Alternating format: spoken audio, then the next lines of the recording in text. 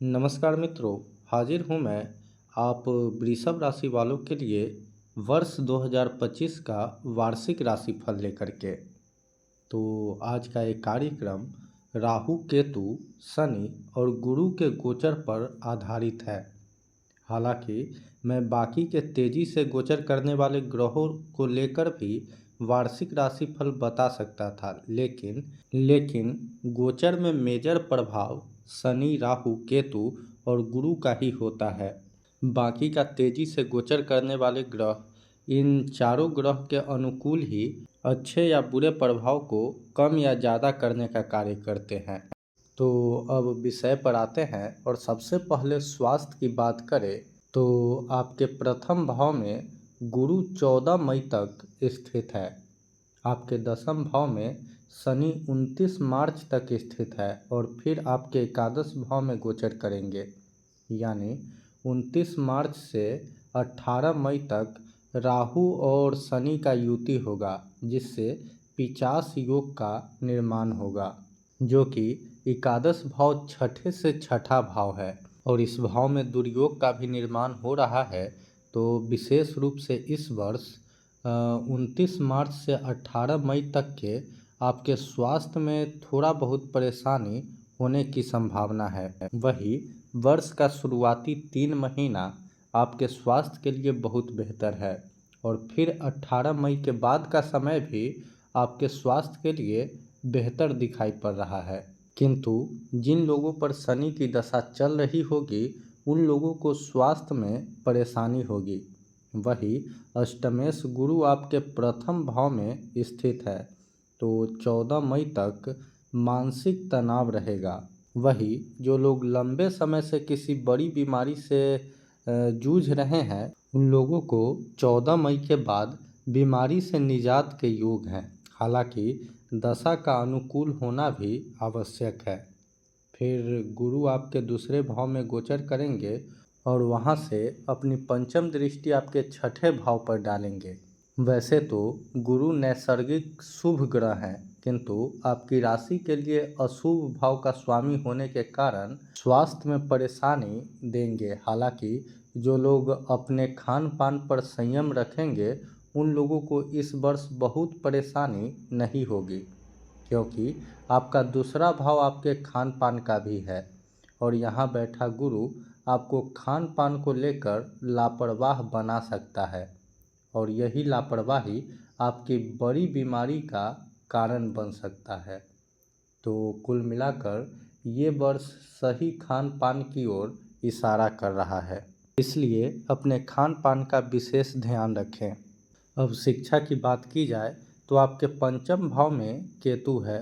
केतु का पंचम भाव में होना सामान्य छात्रों के लिए बिल्कुल भी अच्छा नहीं है।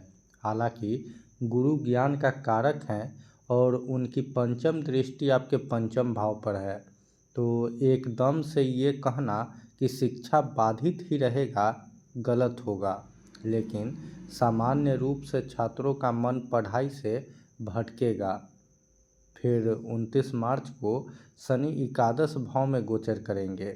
एकादश भाव जहां राहु पहले से ही स्थित है, यानी 29 मार्च से 18 मई तक छात्रों का पढ़ाई और अधिक बाधित होगा। फिर 18 मई के बाद राहु दसम भाव में और केतु चतुर्थ भाव में गोचर कर जाएंगे, यानी शिक्षा के दृष्टिकोण से वर्ष का उत्तरार्ध बहुत बेहतर है। विशेष रूप से जो छात्र उच्च शिक्षा अध्ययन कर रहे हैं उनके लिए 18 मई के बाद पूरा वर्ष बेहतर है। वही जो छात्र सरकारी नौकरी की तैयारी कर रहे हैं उनको भी 18 मई के बाद सफल होने के योग दिख रहे हैं। अब आर्थिक स्थिति की बात करें तो आपका धन भाव का स्थिति बहुत अच्छा है।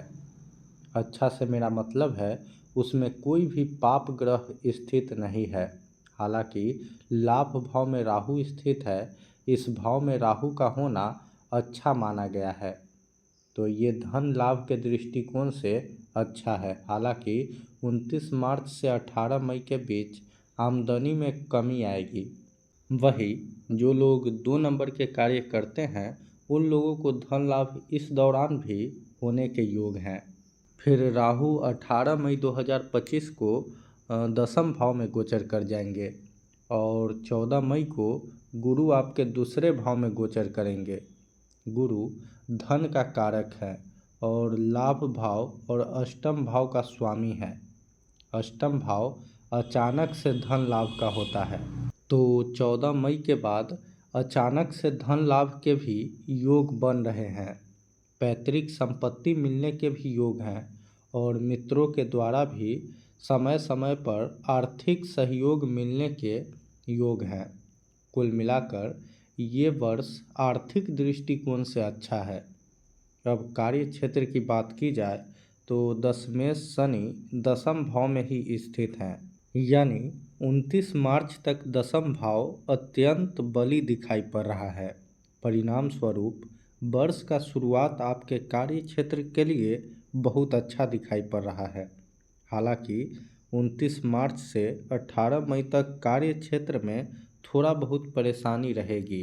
फिर 18 मई को राहु आपके दसम भाव में गोचर करेंगे। राहु का आपके दसम भाव में गोचर करने के बाद अचानक से आपके मन में अपने व्यवसाय को बड़ा करने का विचार आ सकता है।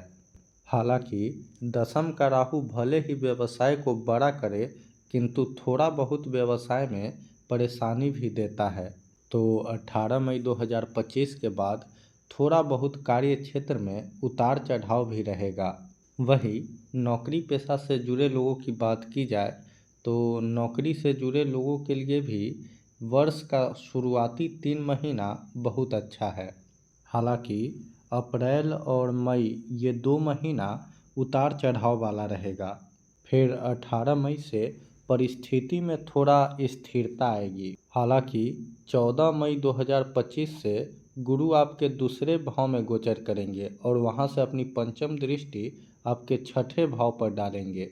छठा भाव नौकरी का होता है और गुरु आपके अष्टम भाव के भी स्वामी हैं, तो कहीं ना कहीं आपको अपने मन में नौकरी को लेकर भय बना रहेगा। हालांकि इससे आपके नौकरी पर कोई भी आंच नहीं आएगा। अब प्रेम जीवन की बात की जाए तो प्रेम जीवन के लिए वर्ष का शुरुआती 5 महीना प्रेम जीवन के लिहाज से उतार चढ़ाव वाला है। बाकी का 7 महीना प्रेम जीवन के लिए सामान्य है। हालांकि नवमेश शनि आपके पंचम भाव को देखेंगे तो पंचम भाव को शुभ ही करेंगे, अर्थात प्रेम जीवन को अच्छा ही करेंगे। किंतु शनि कर्म फलदाता हैं, तो उनकी दृष्टि आपके पंचम भाव पर है, तो शनि आपकी प्रेम की परीक्षा अवश्य लेंगे और इसका परिणाम स्वरूप जो लोग प्रेम के परीक्षा में सफल होंगे वो हमेशा के लिए सफल होंगे। वही जो लोग असफल होंगे उनका संबंध भी इस दौरान टूट सकता है। अब वैवाहिक जीवन की बात की जाए तो 14 मई 2025 तक वैवाहिक जीवन में उतार चढ़ाव रहेगा। उसके बाद का बाकी का 7.5 महीना आपके वैवाहिक जीवन के लिए अच्छा है। हालांकि जीवन साथी का स्वास्थ्य थोड़ा बहुत उतार चढ़ाव वाला रहेगा। हालांकि कोई बड़ी समस्या नहीं होगी, किंतु फिर भी उनके स्वास्थ्य का विशेष रूप से ख्याल रखें। तो आज के कार्यक्रम में बस इतना ही, किंतु जाने से पहले अगर अभी तक आप लोगों ने चैनल को सब्सक्राइब नहीं किया है तो सब्सक्राइब कर लें और वीडियो को लाइक भी अवश्य कर दें।